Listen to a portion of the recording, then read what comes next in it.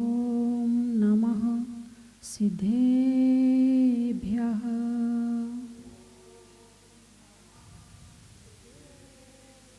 ॐ नमः सिद्धेभ्यः।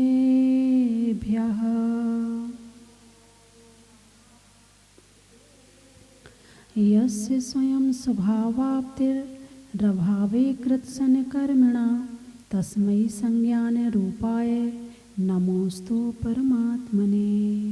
बोले खजाराट श्री आदिनाथ भगवान की, भूगर्भ से प्रकट श्री मुनि सुब्रतनाथ भगवान की, चिंतामणि श्री पार्श्वनाथ भगवान की, विश्ववन्नी श्री महावीर भगवान की, जिनवाणी माता की, परम पूजाचा गुरुदेव श्री सन्मति सागर जी महाराज की, परम पूजाचा गुरुदेव श्री ज्ञान सागर जी महाराज की। धर्म स्नेही बंधुओं, कल चर्चा हुई शरीर के ऊपर कि शरीर इतना अशुद्ध है, कितनी भी शुद्ध वस्तु इससे छू जाए उसके बाद वापस कोई उसे लेना चाहेगा? किसी को दे सकते हो? भाई साहब, मैंने अभी अभी मुंह में डाल के चक्के देखिए, लो अब आप खा लो। कोई खाएगा? कितनी देर के लिए छुआ था इस मुंह ने?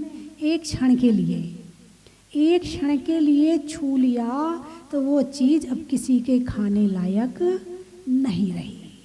ये शरीर इतना अशुद्ध है।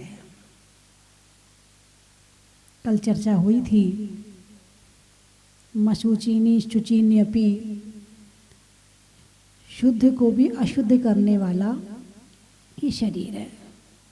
आचार्य पूज्यपाद स्वामी इष्टोपदेश ग्रंथ में सबसे पहले तो उन्होंने अपनी शक्ति बताई। योग्योपादान योगे ने दृष्टा स्वर्णता मता, जैसे सोने पत्थर में सोना होता है, जैसे पत्थर में सोना होता है, ऐसे ही हमारे शरीर में आत्मा है। जैसे उस पत्थर में से सोना विधि के द्वारा निकाल लिया जाता है अग्नि में तपा करके, ऐसे ही शरीर में बैठी आत्मा को तपस्या के द्वारा भगवान बनाया जा सकता है, शुद्ध किया जा सकता है। जैसे सोना शुद्ध हो जाता है, वैसे आत्मा शुद्ध हो जाती है। फिर आचार्य पूज्यपाद स्वामी ने बताया कि जब तक मोक्ष नहीं जा पा रहे, जब तक पूरे शुद्ध नहीं हो पा रहे, तब तक स्वर्ग में इंतज़ार करो। फिर बताया ये स्वर्ग कैसा है? बोले स्वर्गों का सुख स्वर्गों के देवों जैसा है। बोले जा सकते हैं क्या? बोले हाँ, जो आत्मा मोक्ष जा सकती है तो उसे स्वर्ग जाने में क्या दिक्कत है? बहुत सरल है स्वर्ग जाना तो। इसी तरह से फिर बताया कि जो इंद्रिय सुख हैं वो कैसे हैं? भ्रम मात्र हैं। फिर उसके पश्चात बताया, बोले हम कौन है? एक परिवार में रह रहे हैं तो हम कौन हैं? बोले अलग अलग दिशा से आए हुए पक्षी हैं। जब अपना अपना काम हो जाएगा तो सब अपनी अपनी दिशा में उड़ जाएंगे। एक पेड़ में बैठे हैं आकर के, और जैसे ही काम हुआ या काम हुआ तो उड़ जाएंगे। जिसका जिस दिशा में काम होता है वो उस दिशा में उड़ जाता है। बोले संसार बढ़ रहा है, कैसे बढ़ रहा है? बोले राग द्वेष के माध्यम से बढ़ रहा है। राग द्वेष ना हो तो ये संसार बढ़ ही नहीं सकता है। फिर आगे और बताया, विपद भाव पदावर्ते, इस संसार में एक के बाद एक विपत्तियाँ आती चली जाती हैं। बिना विपत्तियों के तो ये संसार है ही नहीं है। संसार का नाम विपत्ति है और विपत्ति का नाम संसार है। फिर आगे वाली श्लोक में आचार्य पूज्यपाद स्वामी ने धन के प्रति बताया। इंसान धन से बहुत प्रेम करता है। बोले कैसा है? कठिनाई से आता है, आ जाए तो फिर रक्षा करने का दुख, फिर चला जाए तो जाने का दुख। इसकी तीनों गतियाँ दुख रूप हैं। फिर आगे वाली गाथा में बताया कि विपत्ति जो है वो इंसान के पास जब आती है तो उसे कष्ट देती है और कैसे दूर हुआ जाता है। और इस तरह से बताते बताते भोगों के विषय में बताया आरंभे तापकान प्राप्ता वा तृप्ति प्रतिपादकान। ये भोग कैसे हैं? आने के पहले चिंता देते हैं, आ जाते हैं तो लगता है सुख है मगर मिलता नहीं है, और चले जाएं तो जाने का दुख हो जाता है, और तृप्ति नहीं देते हैं। एक बार भोग लो, एक बार किसी चीज को छू लो, फिर उसे बार बार छूने का मन करता है। जब तक एसी नहीं था तब तक काम चल रहा था कि नहीं चल रहा था? बोलिए, चल रहा था ना, कोई दिक्कत नहीं थी, कोई याद नहीं आती थी। और जब से एसी आया है तो एसी के बिना रह नहीं सकते हैं। हाँ, एसी के बिना तो हमें सांस भी नहीं आती, नींद भी नहीं आती। तृप्ति नहीं है, प्यास है, उसे बार बार भोगना पड़ेगा। एक बार भोग लिए तो बार बार भोगना पड़ेगा। मोबाइल है, एक बार हाथ में आ जाए उसके बिना फिर दिन गुजारना मुश्किल हो जाता है। रोटी के बिना तो दिन निकल सकता है, खाए बिना दिन निकल सकता है, मगर मोबाइल के बिना दिन नहीं निकल पाता है। ऐसा जीवन की आवश्यकता रूप बन जाता है। यानी तृप्ति नहीं है, प्यास है। आरंभे तापकान प्राप्ता वा तृप्ति प्रतिपादकान है, अंते सुदु त्यजान कामान। अब मोबाइल छोड़ने को कह दो, एक दिन के लिए नेटवर्क चला जाए, एक दिन के लिए इंटरनेट चला जाए, 2-4 दिन के लिए खराब हो जाए, कहीं काम चल रहा हो और तुम्हारे मोबाइल में नेटवर्क ना आ रहा हो, कितने परेशान होते हो, कितना गुस्सा आता है। अरे इसलिए तो पैसा खर्च किया था, इतना मोबाइल महंगा खरीदा था और हमारा तो काम रुक गया।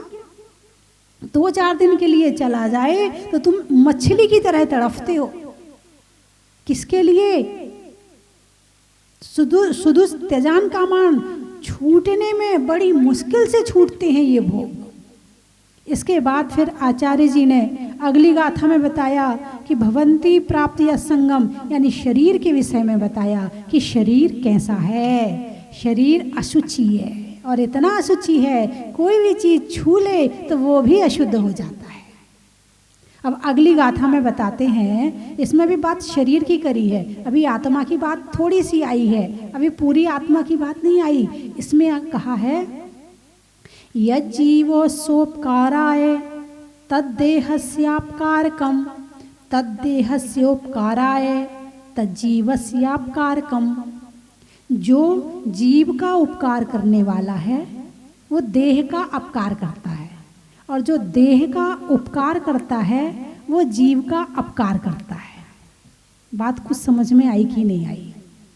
जो आत्मा के हित में होता है वो देह के अहित में होता है, और जो देह के हित में होता है वो आत्मा के अहित में होता है।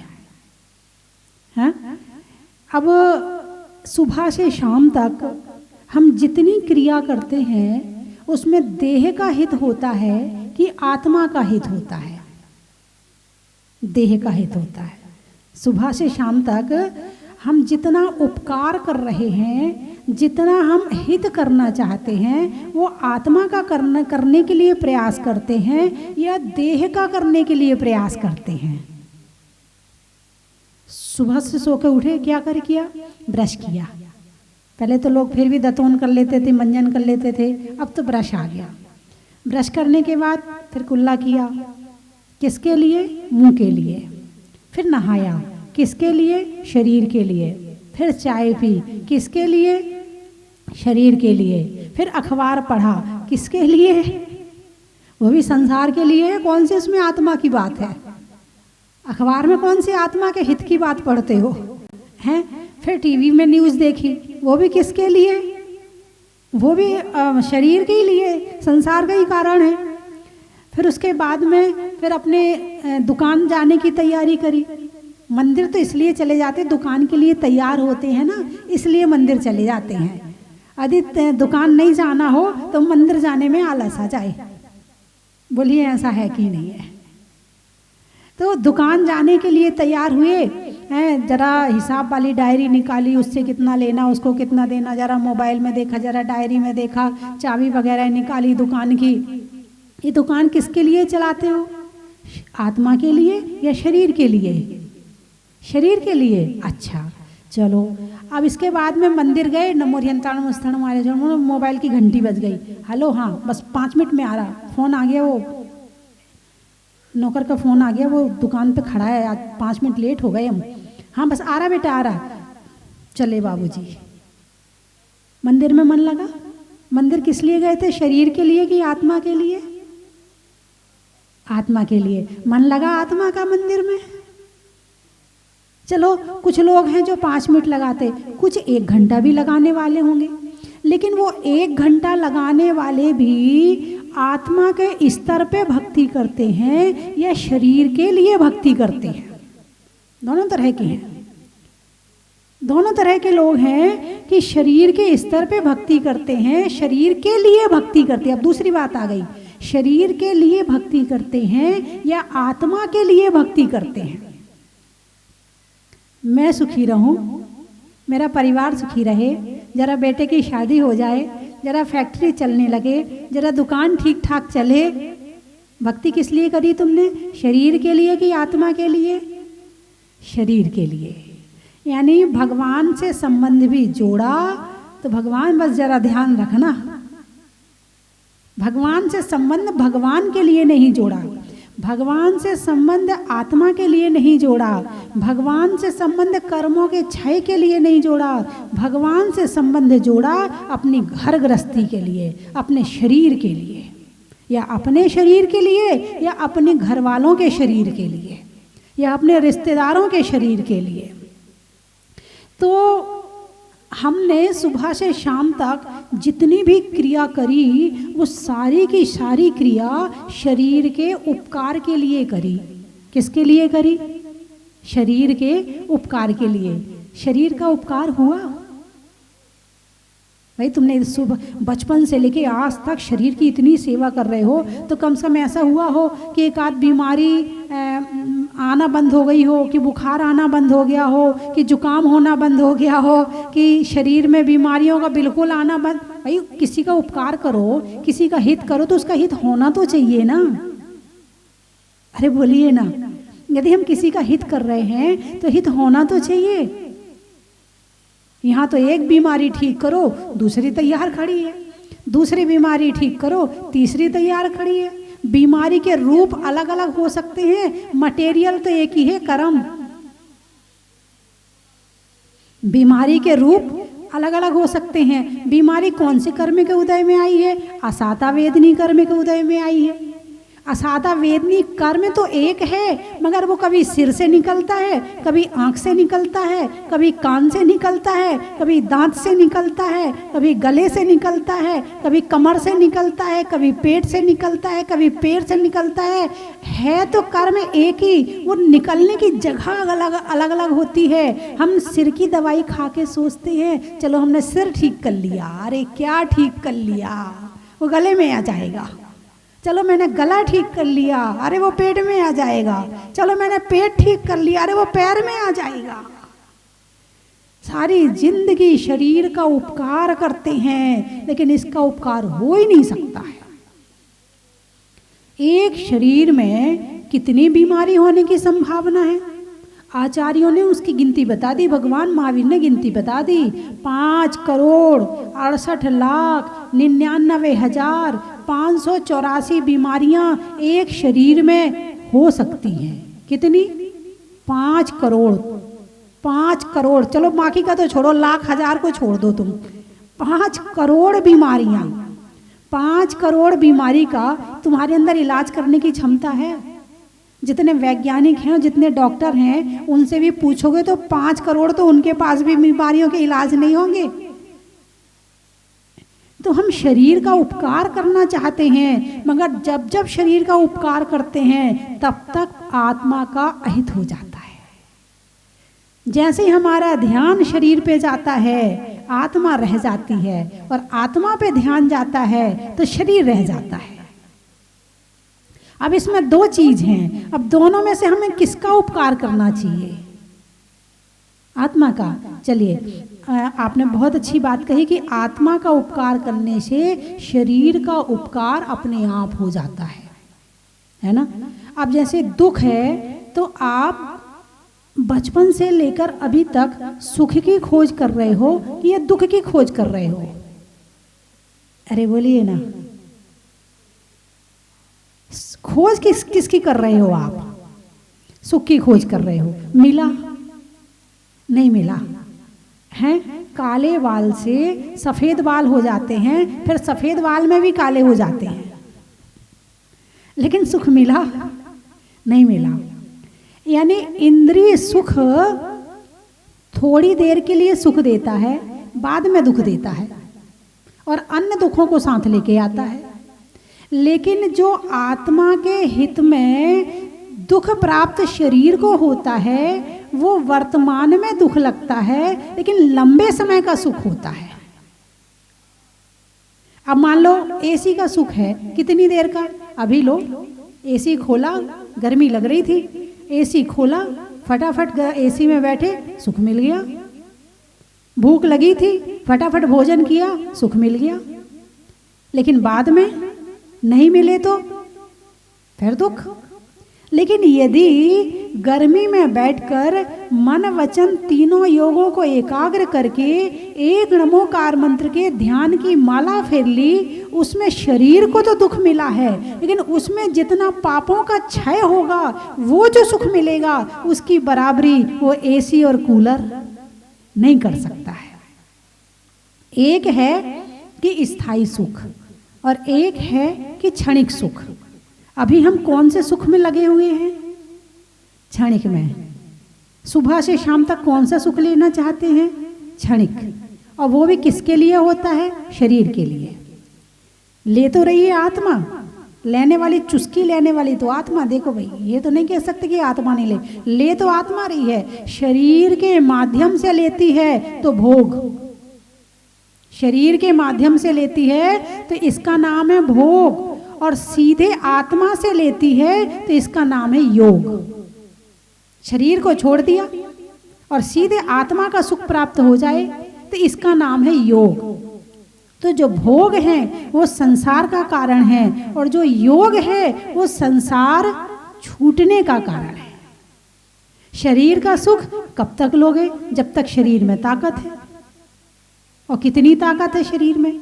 अब तुम्हारे मोबाइल में है, तुम मोबाइल देखते हो दिन भर, जितना मैटर मोबाइल में है, क्या तुम्हारे पास में आंखें हैं कि तुम सारा देख सको?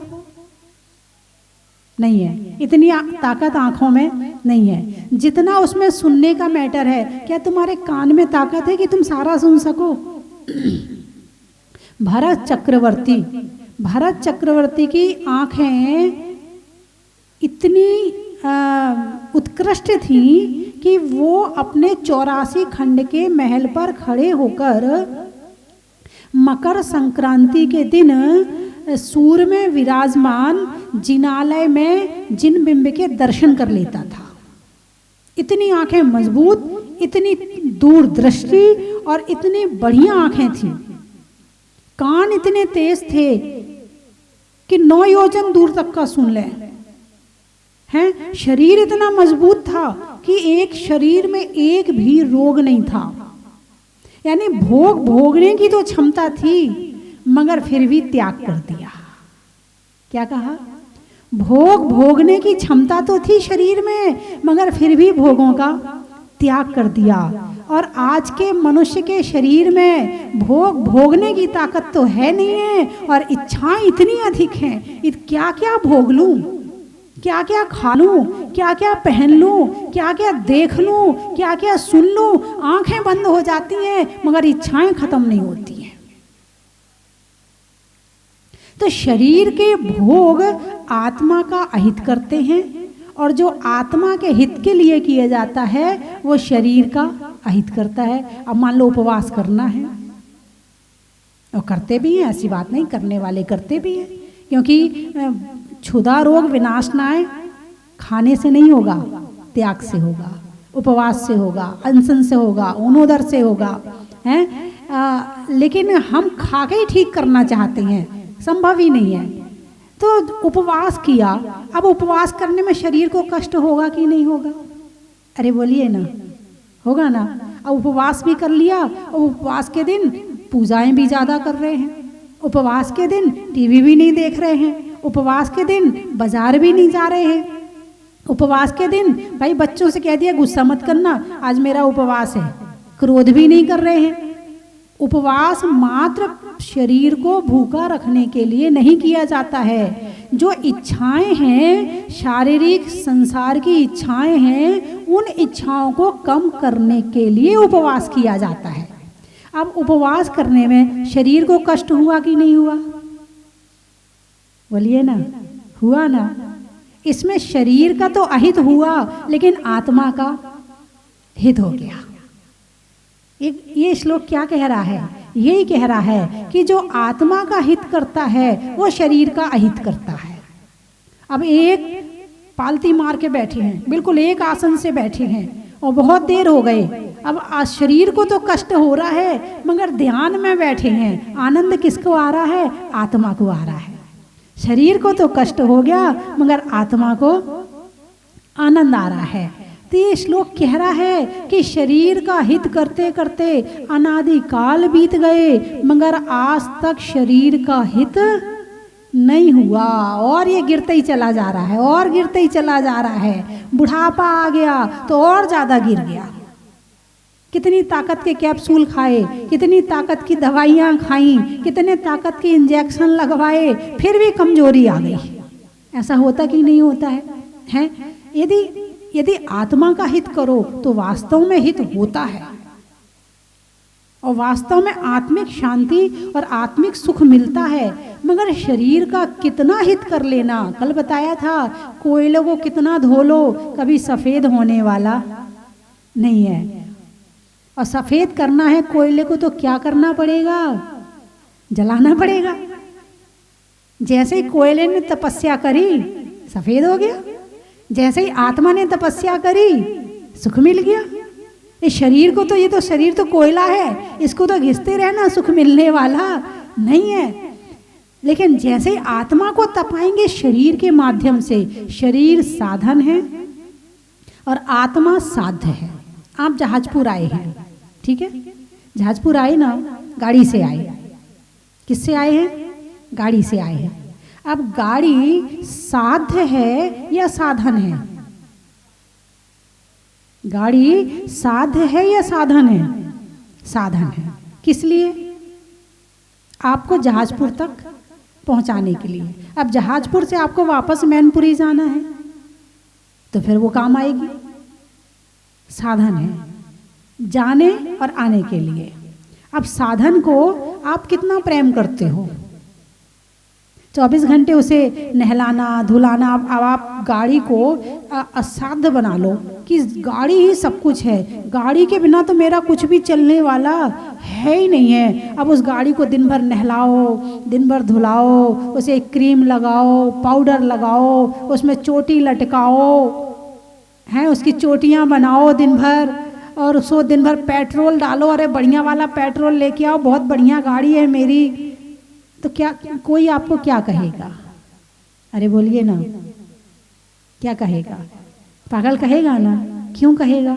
अरे ये तो साधन है, गाड़ी है, इतने ज़्यादा इसको सजाने वजाने की जरूरत नहीं है। ठीक है, गाड़ी है, हमें ज़रूरत है साफ सुथरी रख लो, सुरक्षित स्थान पर रख दो, कोई चोर के ना ले जाए, कोई इसकी हानि ना पहुंचाए, इसको कोई इसमें से सामान पुर्जा ना निकाले, इसकी इतनी सुरक्षा करो, इससे ज़्यादा करने की ज़रूरत नहीं है। कहेगा कि नहीं कहेगा?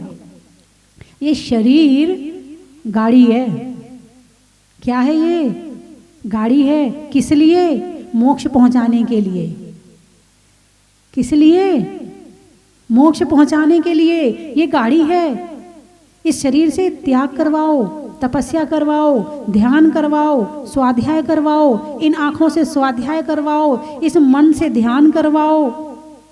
इस शरीर में पेट्रोल डालना जरूरी है। जैसे गाड़ी बिना पेट्रोल की नहीं चलती है, वैसे ही ये शरीर भी बिना भोजन के नहीं चलता है। ये जरूरी है कि इसे भोजन कराना भी जरूरी है, इसे साफ सुथरा रखना भी जरूरी है। जैसे तुम अपनी गाड़ी को अब बैठने के लिए साफ सुथरा रख करते हो, ऐसे शरीर में आत्मा रह रही है ना, तो इसे भी साफ सुथरा रखना जरूरी है, गंदा रखना जरूरी नहीं है। तो इस तरह से शरीर की जितनी आवश्यकता है उसकी पूर्ति तो सही है, लेकिन इस शरीर को तुम साध बना लो, अपनी सारी जिंदगी केवल शरीर के लिए लगा दो, अपना सारा जीवन समर्पित केवल शरीर के लिए कर दो। जो कुछ कर रहे हैं शरीर के लिए कर रहे हैं, आत्मा के लिए कुछ कर ही नहीं कर रहे हैं, जबकि आत्मा साध्य है और शरीर साधन है। लेकिन वर्तमान में क्या चल रहा है वो बताइए मुझे। शरीर को साध्य बना लिया है, जो कुछ कर रहे हैं केवल शरीर के लिए कर रहे हैं, आत्मा के लिए तो दिमाग में नहीं आता, आत्मा को तो भूल ही गए हैं। जब आत्मा को भूल गए हैं इसीलिए शरीर साध्य बन गया है। अब करो अपनी आत्मा को याद, पहचानो इसकी मंजिल। जैसे गाड़ी ने तुम्हें यहाँ तक पहुँचाया है, ऐसे ये शरीर तुम्हें मोक्ष तक पहुँचाएगा। इसे बनाओ साधन, और इसके माध्यम से कि ये कौन सा रास्ते पे चले तो ये मोक्ष पहुंच जाएगी, ये आत्मा सुखी हो जाएगी। अब तुम गाड़ी को सुखी करने का काम करो कि गाड़ी को किस तरह से सुख मिले। भाई आपकी गाड़ी है ना, उसमें सोने का वो स्टीयरिंग जो है सोने की लगवा दो, है ना, हाँ उसमें थोड़े बहुत सोने की ज्वेलरी पहना दो, उसको सुख मिलेगा गाड़ी को? अरे बोलिए ना, है उसमें थोड़ा बहुत भोजन उसको जो पसंद हो वो करा रख दो उसके अंदर, खाएगी वो? नहीं खाएगी। उसका तो पेट्रोल ही उसका भोजन है, बस उतना डाल दो, उससे ज़्यादा की ज़रूरत नहीं उसको। लेकिन दिक्कत ये है कि इस गाड़ी में जीभ लगी है। क्या लगी है? जीभ लगी है। अंदर जो पेट्रोल जा रहा है ना वो स्वाद ले लेके जा रहा है। यदि तुम्हारी वाली गाड़ी में पेट्रोल की टंकी के पास में कोई जीभ लगी होती तो तुम्हारी गाड़ी कहती अरे उस वाले पेट्रोल पंप में चल, बहुत बढ़िया पेट्रोल था वहाँ का, वहाँ वाले में बहुत अच्छा डीजल था वहाँ का, है जैसे इस होटल का नहीं उस होटल का बहुत बढ़िया खाना होता है, इसका नहीं उसकी कचौड़ी बहुत बढ़िया होती है। तो कहने का अभिप्राय मेरा ये है कि शरीर साधन है और आत्मा साध्य है। तो वर्तमान में शरीर को साधन मान करके शरीर के लिए ही सब कुछ कर रहे हैं। ये श्लोक आचार्य पूज्यपाद स्वामी कह रहे हैं कि इस श्लोक के माध्यम से कि शरीर को साध्य मत मानो, शरीर को साधन मानो। जैसे गाड़ी का पैच पुर्जा ढीला हो जाए तो तुम ठीक करा देते हो, ऐसे ही शरीर का पैच पुर्जा ढीला हो जाए वो भी तुम ठीक करवाओ, उसके लिए भी मनाही नहीं है। लेकिन इसको साधन मानोगे तो तुम मोक्ष तक पहुंच पाओगे और आत्मा को याद कर पाओगे और इसे साध्य बना लोगे तो इसी में ही 24 घंटे लगे रहोगे। इसे अच्छे कपड़े पहनाने हैं, इसे ऐसा करना है, इसे ऐसा करना है, अब इसको सुलाना है, अब इसको कचौड़ी खिलानी है, अब इसको पकौड़ी खिलानी है, अब इसको यहाँ घुमाने ले जाना है, अब उसको एसी में बिठाना है, अब इसको कूलर में बिठाना है, अब इसको ठंड लग रही है तो अपना ठंड के लिए शॉल निकाल लो, कपड़े निकाल लो, अब इसको ये हो रहा है उसको वो हो रहा है। शरीर के स्तर की जिंदगी जी जा रही है। बोलिए ऐसा है कि नहीं है? आत्मा और शरीर दो चीज है। कौन से स्तर की जिंदगी चल रही है? शरीर के स्तर की जिंदगी चल रही है। शरीर से उठकर कुछ देख पाते हो? दीक्षा क्यों ली जाती है? ताकि आत्मा के स्तर की जिंदगी जी जा सके। दीक्षा लेने का मतलब है कि हमने शरीर के स्तर की जिंदगी छोड़ दी है, अब आत्मा के स्तर की जिंदगी जिएंगे। आत्मा को लक्ष्य बना लिया है, आत्मा को साध्य बना लिया है और शरीर को साधन बना लिया है। और जहाँ भोगों की तीव्रता होती है वहाँ पर शरीर को साध्य बना लेते हैं और आत्मा को साधन बना लेते हैं। भोगने वाला आत्मा है और भोग रहा शरीर है। अब हो क्या रहा है कुछ नहीं पता है। तो बंधुओं, संसार में परिभ्रमण का कारण, दुख का कारण, कष्ट और सारे कारण केवल शरीर के स्तर की जिंदगी जीने के कारण से हो रहे हैं, जबकि शरीर हमारा पड़ोसी है। कौन है? बोलिए ना।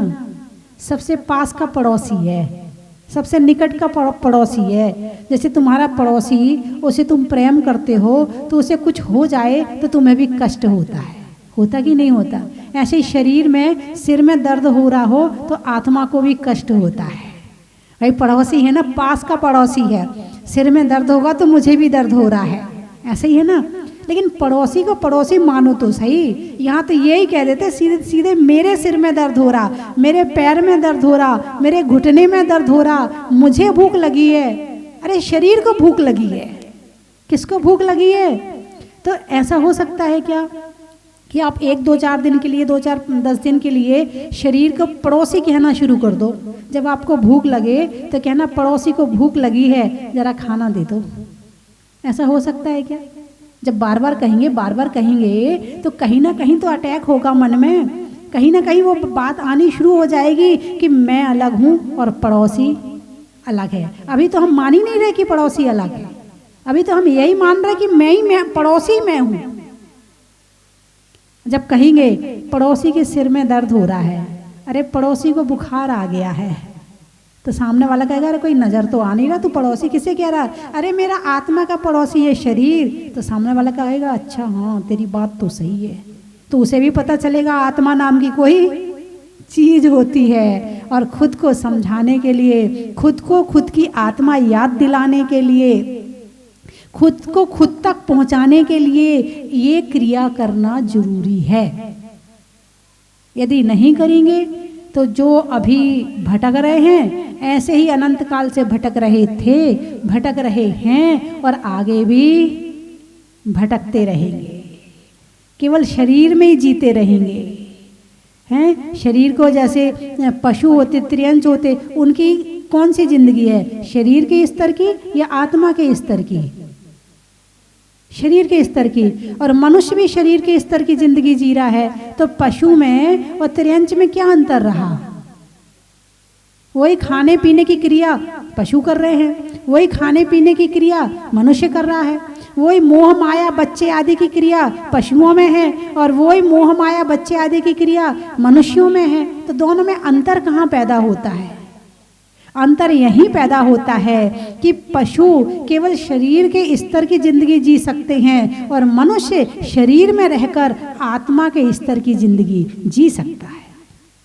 यही अंतर पैदा होता है। और ये अंतर यदि हमने नहीं किया तो आने वाले समय में फिर वही पशु वाली जिंदगी मिलेगी और फिर वो शरीर का स्तर चलता रहेगा और अनंत काल तक शरीर ही शरीर मिलते रहेंगे और जीते रहो फिर शरीर में। तो अरिहंत भगवान, सिद्ध भगवान को अपना लक्ष्य बनाएं और उन्हें लक्ष्य बनाकर अपनी आत्मा का स्मरण करें। मंदिर जाते हैं, आत्मा के स्तर पे मंदिर जाएं। कौन से स्तर पे? भाई जरूरी नहीं कि आदमी धर्म कर रहा है तो वो आत्मा के लिए ही कर रहा है, कोई जरूरी नहीं है। भाई कोई किसी से मित्रता करता है तो मित्रता करने में जरूरी नहीं कि वो क्यों कर रहा मित्रता। हो सकता है उसे उससे कुछ लेना हो सकता है उसको कुछ देना हो सकता है उसे ठगना हो सकता है कि वो उसे बुद्धू बनाना चाहता हो, कुछ भी हो सकता है। ऐसे ही जो धर्म करने वाला व्यक्ति है मंदिर जा रहा है, इसका मतलब ये मत समझना कि वो आत्मा के लिए जा रहा है। लक्ष्य कुछ भी हो सकता है, बच्चों का, घर का, परिवार का है, अपनी आत्मा का भी हो सकता है। और जिसको आत्मा का लक्ष्य बनाकर मंदिर जाने का भाव होता है उसे मंदिर की प्रतिमा में परमात्मा दिखते हैं, और जिसका लक्ष्य आत्मा नहीं होता है उसे भगवान नमरियंताड़म नमो सिद्धाड़म, बस मैं सुखी रहूं, मेरा घरवार सुखी रहे, उसे भगवान नजर, परमात्मा नजर नहीं आते। तो मेरी बात आपकी समझ में? अरे बोलिए ना, आ गई या आई? अच्छा फिर ठीक है। अभी यहाँ से बाहर निकलने के बाद याद करना मुझे, फिर देखना आई या आ गई है। फिर भी कभी ना कभी ये बात आपको याद आए। और इसके अगला श्लोक और भी अच्छा आ रहा है, इतना गजब का है। अब लेकिन समय हो गया है इसलिए इसको अब यहीं विराम देंगे, और बाकी तो आप घर जाके सुन लेना। घर में भी शाम को 5:40 पे मैं आपके घर आती हूँ। अब पता नहीं मुझे आप दरवाज़ा खोलते हो कि नहीं खोलते हो? खोलते हो? फिर ठीक है। चलने में पात का, मित्रों में साथ का, तीर्थंकरों में मुनि सुब्रत नाथ का। पंखा में झलने का, बच्चों में पलने का, भगवान की जमीन से निकलने का, चंद्रमा में गुरुत्वाकर्षण का, भौतिकता में आकर्षण का और भगवान के दर्शन का, अनाज में दाने का, इनाम में पाने का, आज आपके जहाज पुराने का, स्वर्ग में परी का, छोड़ने में हरि का और आने वालों में मैनपुरी का। सारे मैनपुरी से आए हैं। हाँ ठीक है, ठीक है। गाने में सुर का, नृत्य में नुपुर का, आने वालों में जहाजपुर का, नदी में नाव का, शरीर में पाँव का और सुधारने में भाव का, गर्मी में पानी पीने का है और वस्त्रों में नवीने का और आत्मा के स्तर की जिंदगी जीने का, मन को मोड़ने का,